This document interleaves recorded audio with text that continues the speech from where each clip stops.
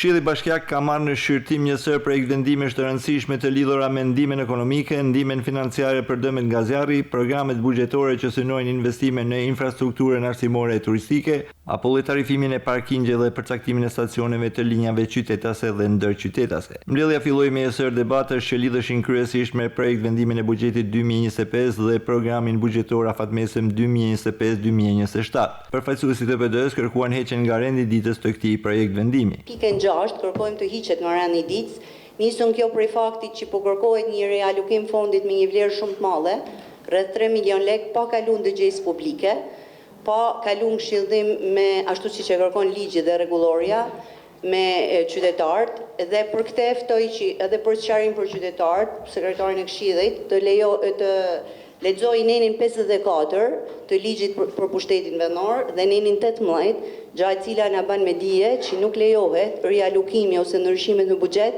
pa kaluar ndërgjegjësi publike. Reagime pati nga këshilltarët e djathtë dhe për projekt vendimin që parashikonte parkime pagesë në Velipoj dhe Shirok. Nevoja realisht për vendosjen e këtyre parkimeve me pagesë është domethënë se edhe nga fluksi i turizmit që kanë të dy zonat turistike.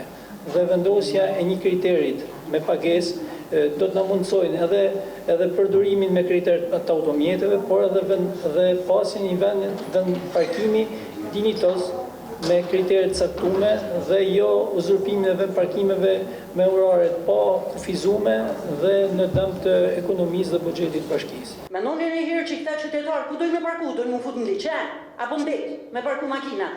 Sa është dikush edhe që s'ka mundësi me pagu, por dojnë me shku me pa Shiroken, dojnë me shku me pa liçenin, apo dojnë edhe një kafe me marrë me veti se s'ka lek me pija të buz liçenin. Pavarësisht debateve, të gjitha projekt vendimet u miratuan me shumicën e votave të këshilltarëve.